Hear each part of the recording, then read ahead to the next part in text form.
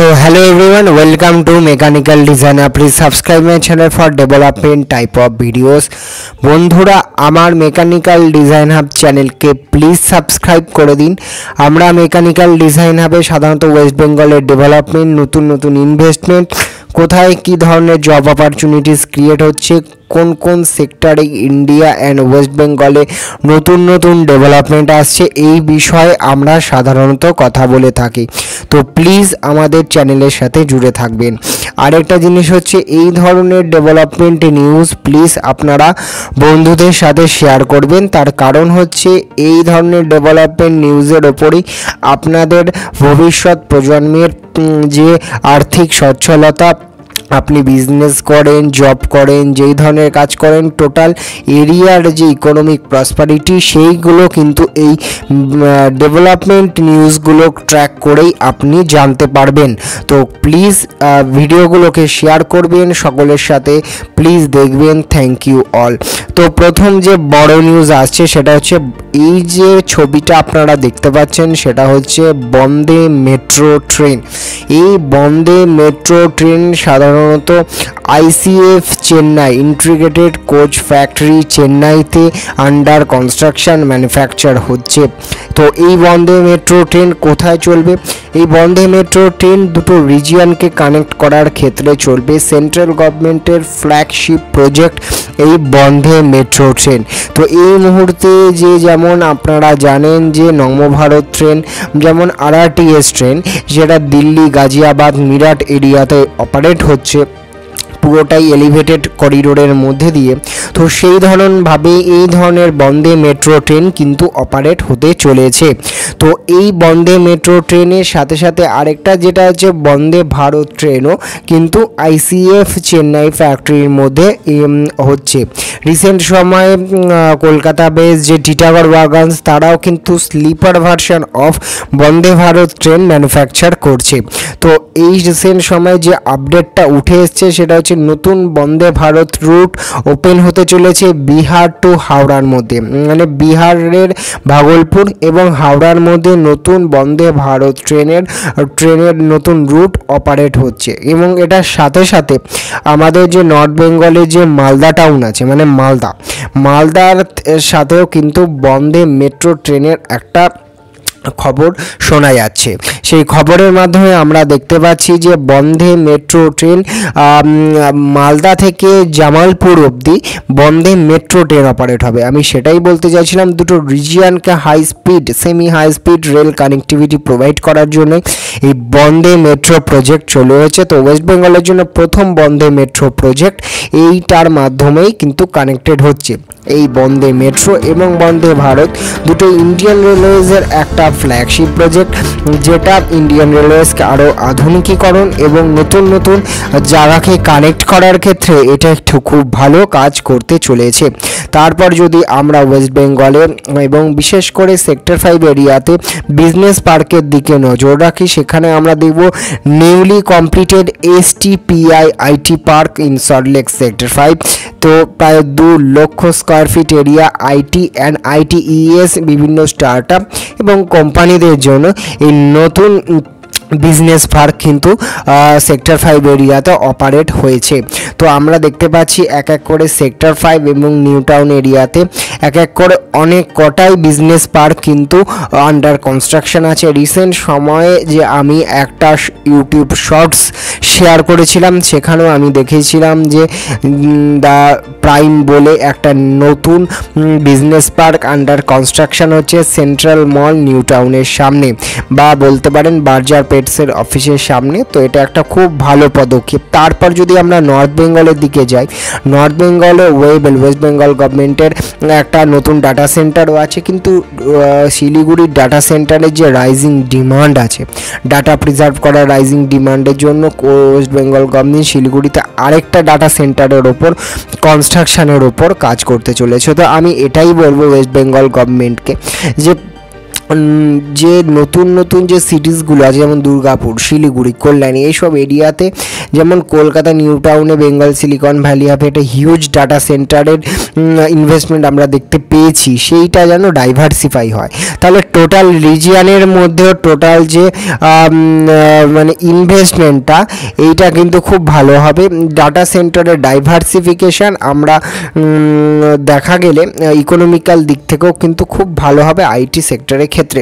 তারপরে আমরা দেখতে পারবো যে সেন্ট্রাল বিজনেস ডিস্ট্রিক্টে সৃজন অ্যান্ড পিএস গ্রুপের একটা জয়েন্ট কোলাবোরেশনে ইন্টেলিয়া যে প্রজেক্টটা হচ্ছে সেটার কিন্তু 35% বিজনেস অলরেডি বুক হয়ে গেছে। তো জেনারেলি কলকাতায় সেন্ট্রাল বিজনেস ডিস্ট্রিক্ট বলতে Bhawanipur, south Kolkata area, park street এরিয়াতে একটা হিউজ আমরা বিজনেসেস অপারেট করতে দেখি। তারা ধীরে ধীরে সেক্টর 5 এরিয়াতেও শিফট হচ্ছে নিজেরা ধীরে ধীরে, কিন্তু সেই যে সেন্ট্রাল বিজনেস ডিস্ট্রিক্ট এরিয়াতেও কিন্তু বিজনেস পার্কের একটা হিউজ ডিমান্ড আছে।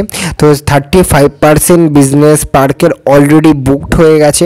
এবং আমরা আরেকটা বিজনেস ডিস্ট্রিক্ট যেটা আমরা দেখতে পাই যে সেটা হচ্ছে স্ট্যান্ড রোড এরিয়াতেও, সেখানেও কিন্তু একটা হিউজ ডিমান্ড আছে বিজনেস পার্কে। তো সেখানে অলরেডি একটা টুইন টাওয়ারের কনসেপ্ট এসছে, সেটার প্রপোজালও এসছে এবং কিছু ক্লিয়ারেন্সও পেয়েছে। তো দেখা যাক কত তাড়াতাড়ি সেই সব এরিয়াগুলোতেও সেক্টর 5-এর মতো নতুন নতুন বিজনেস পার্ক আমরা দেখতে পাই। তারপরে যদি যে সিআইআই আছে, যেটা একটা বিজনেস অর্গানাইজেশন বডিজ আছে, তারা কিন্তু ওয়েস্ট বেঙ্গলে যেহেতু সবথেকে বেশি এমএসএমই পাওয়া যায় পুরো ইন্ডিয়ার মধ্যে, তো তারা কিন্তু কলকাতা বা ওয়েস্ট বেঙ্গলের এমএসএমইগুলোকে নতুন টেকনোলজিক্যালি অ্যাডভান্সমেন্ট করার জন্য বিভিন্নভাবে বিভিন্ন পদক্ষেপ নিচ্ছে। তো সেইটার বিষয়েও আমরা এই ধরনের নিউজ দেখতে পাচ্ছি যে সক্ষম বলে একটা যে নতুন প্রজেক্ট তারা নিয়েছে, যেখানে এমএসএমইদের বিভিন্ন টেকনোলজিক্যালি অ্যাডভান্সমেন্ট করার ক্ষেত্রে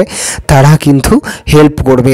তারপরে যদি আমরা দেখি সিবিআরবি বলে যে কোম্পানি যে অর্গানাইজেশনটা আছে, হলদিয়া এরিয়াতে একটা হিউজ পরিমাণ প্লট পাওয়া যাচ্ছে, যেখানে বিভিন্ন ধরনের ওয়্যার হাউস আলাদা ইন্ডাস্ট্রিয়াল সেট আপের জন্য এই প্লট আছে। এখানে যে আপনারা কন্ট্যাক্ট নাম্বার দেখতে পাচ্ছেন, সেখানে আপনারা যোগাযোগ করতে পারেন যদি প্লট কেউ কিনতে ইন্টারেস্টেড হন। অবশ্যই ইন্ডাস্ট্রিয়াল পারপাসের জন্য এই ধরনের প্লটের চলছে। তো prime location of Haldia land parcel আছে। তারপরে যদি আমরা দেখি রুপি পে বলে একটা ফিনটেক কোম্পানি কলকাতা সেক্টর 5-এ তাদের অফিস খুলেছে। তো ধীরে ধীরে এক এক করে ফিনটেক কোম্পানিরা কিন্তু কলকাতায় নিজেদের এক্সপ্যান্ড করছে। কিছুদিন আগেই হিরো ফিনকর্প এসছে, তার আগেও কিছু কোম্পানিস এসছে, যেমন বন্ধন লাইফ বলেও একটা ফিনটেক কোম্পানি, ইন্স্যুরেন্স কোম্পানি, তারা অফিস নিয়েছে। কিন্তু আরেকটা হচ্ছে Kolkata fintech hub, new town fintech হাবেও কিন্তু আরও ইনভেস্টমেন্ট এবং কনস্ট্রাকশন চালু হওয়া খুব দরকার, কারণ ওখানে অলরেডি 2-3টে টাওয়ারের কমপ্লিশনের পথে। তারপরে যদি আমরা একটা বিগ নিউজের দিকে তাকাই, সেটা হচ্ছে কলকাতা মেট্রো। কলকাতা মেট্রোয় যে নতুন রেক আছে, কলকাতা মেট্রোর রেক, সেটা কিন্তু চায়না থেকে অলরেডি শিপ করে আমাদের কলকাতা পোর্টের মাধ্যমে এসে গেছে। তো খুব জলদি আমরা কলকাতা মেট্রোতে নতুন নতুন রেক দেখতে পারি এবং কলকাতা মেট্রোর এক্সপ্যানশনের ক্ষেত্রে এটা খুব হেল্প হবে। আরেকটা জিনিস, যেহেতু কলকাতায় অলরেডি টিটাগড় মেট্রো রেক বানাচ্ছে এবং জুপিটার ওয়াগন এই ধরনের কোম্পানিরাও মেট্রো রেক জেতার মানে টেন্ডার জেতার জন্য পদক্ষেপ নিচ্ছে। তো আমরা চাই কলকাতা মেট্রোর যে রেকগুলো আছে সেইগুলো যেন কলকাতাতেই বিভিন্ন কোম্পানির মাধ্যমে ম্যানুফ্যাকচার হয়। তো ওয়েস্ট বেঙ্গল ইকোনমির ক্ষেত্রেও এটা একটা ভালো পদক্ষেপ আমরা দেখতে পাচ্ছি। তাছাড়াও কলকাতা মেট্রো রিসেন্ট সময় ড্রাইভারলেস প্রযুক্তি আরও দুটো রুটের মধ্যে চালু করার জন্য 800 কোটি টাকার একটা হিউজ ইনভেস্টমেন্টের কথা জানিয়েছে, যে 800 কোটি টাকার একটা হিউজ ইনভেস্টমেন্ট হবে যাতে দুটো মানে রুটের মধ্যে ড্রাইভারলেস পদ্ধতিতে মেট্রো চলতে পারে। তো কলকাতা মেট্রোর অ্যাডভান্সমেন্ট প্ল্যানের জন্য এটা খুব ভালো পদক্ষেপ হিসেবে দেখা যাচ্ছে। তাছাড়া কলকাতা মেট্রো রিসেন্ট সময় ইস্ট ওয়েস্ট মেট্রো 2 মাসের মধ্যে প্রায় 45 লক্ষ প্যাসেঞ্জারকে হ্যান্ডেল করেছে। তো কলকাতা মেট্রো কিন্তু ইন্ডিয়ার মধ্যে ওয়ান অফ দ্য বিগ এবং হাইয়েস্ট রেভিনিউ জেনারেটর এবং খুবই প্রফিটেবল কলকাতা মেট্রো। তারপরে আমরা যদি দেখতে পাই আরও বিগ নিউজের দিকে, সেটা হচ্ছে সেক্টর 5 এরিয়াতেও আরও নতুন নতুন ইনভেস্টমেন্ট নিউজ কিন্তু আমরা দেখতে পাচ্ছি। তাছাড়া ওএনজিসি কিন্তু রানাঘাট ফিল্ড এরিয়াতে নতুন ফ্রেশ যে জিওথার্মাল গ্যাস আছে সেটা ডিসকভারি করেছে এবং এতে কিন্তু অ্যানুয়াল প্রফিটও তাদের রেকর্ড অ্যানুয়াল প্রফিট হয়েছে। তো রানাঘাট এরিয়াতে ওএনজিসির এই পদক্ষেপ খুবই ভালো পদক্ষেপ হিসেবে দেখা যাচ্ছে। তাছাড়া কলকাতা বেসড একটা ইন্ডাসনেট টেকনোলজির নাম তো সবাই শুনেই থাকবেন। ইন্ডাসনেট টেকনোলজি কিন্তু প্রাইম ইনফোসার্ভ বলে আরেকটা কোম্পানির সাথে জয়েন হ্যান্ড করে সেই কোম্পানিতে একটা হিউজ পরিমাণ টাকা ইনভেস্ট করে তাদের যে গ্লোবালাইজেশন প্ল্যান মানে ইন্টারন্যাশনাল মার্কেটে এক্সপ্যান্ড করার প্ল্যানের দিকে এগিয়ে যাচ্ছে। তো কলকাতা বেসড এই ধরনের আইটি কোম্পানিগুলো এবং নিজেদের আরও এক্সপ্যান্ড করছে, আরও বড় করছে ভবিষ্যৎ প্রজন্মের জন্য। এটা একটা ভালো খবর। তারপরে যদি আমরা দেখি সেল কিন্তু একটা হিউজ 1 লাখ করোড়ে এক্সপ্যানশন প্ল্যান করছে, যেটার মধ্যে অবশ্যই আমাদের দুর্গাপুর প্ল্যান্টের একটা হিউজ পরিমাণ আছে। দুর্গাপুর এরিয়াতে সেলের প্ল্যান্ট আরও এক্সপ্যান্ড করবে, নতুন নতুন সেগমেন্ট খুলবে যেমন টিএমটি বার সেগমেন্ট।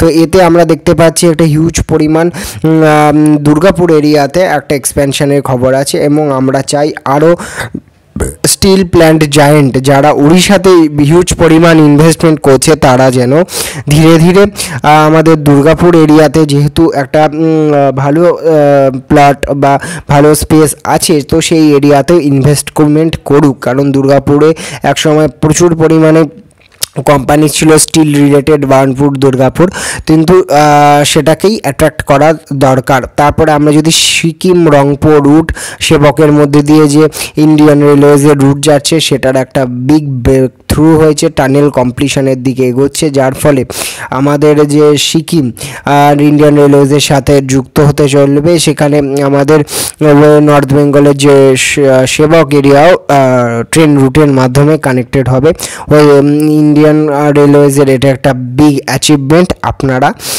বলতে পারেন এই ক্ষেত্রে দাঁড়িয়ে। তারপরে যদি আমরা দেখি যে তাজপুর এরিয়াতেও একটা হিউজ ইন্ডাস্ট্রিয়াল পার্কের একটা ক্লাস্টার তৈরি করার কথা ওয়েস্ট বেঙ্গল গভর্নমেন্ট অলরেডি চলছে, যেটার মধ্যে রঘুনাথপুর ডানকুনি তাজপুর করিডোরের মাধ্যমে ইন্ডাস্ট্রিয়াল পার্ক আদার ফেসিলিটিস হবে। কিন্তু একটা বড় কোশ্চেন আসছে যে তাজপুর পোর্টে স্টিল নাও কোনো আপডেট কিন্তু আমরা পাচ্ছি না। তাজপুর পোর্ট যদি না হয় তাহলে এই এরিয়ায় যে ইন্ডাস্ট্রিয়াল রেভলিউশন হওয়ার চান্স আছে সেটা অনেকটাই ক্ষীণ হয়ে যায়।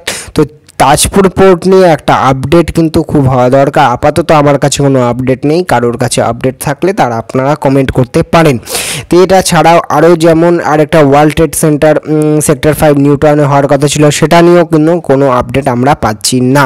তারপর টুয়ালাইট পোস্ট বলে একটা ভিএফএক্স স্টার্ট আপ আছে, যেটা রিসেন্ট সময় নিউটাউন এরিয়াতে তাদের অফিস স্পেস হায়ার করেছে। তো আমরা দেখতে পাচ্ছি স্টার্ট আপগুলো কিন্তু ধীরে ধীরে নিজেদের এক্সপ্যান্ড করছে এবং ডিফারেন্ট ক্ষেত্রে ভালো ভালো কাজ করে এগিয়ে যাচ্ছে। তো এই ধরনের নিউজের জন্য প্লিজ আমার সাথে জুড়ে থাকবেন, বন্ধুদের সাথে শেয়ার করবেন এবং কমেন্টে জানাবেন কেমন লাগে। তো থ্যাংক ইউ অল। পরের ভিডিওতে আপনাদের সকলের সাথে দেখা হচ্ছে।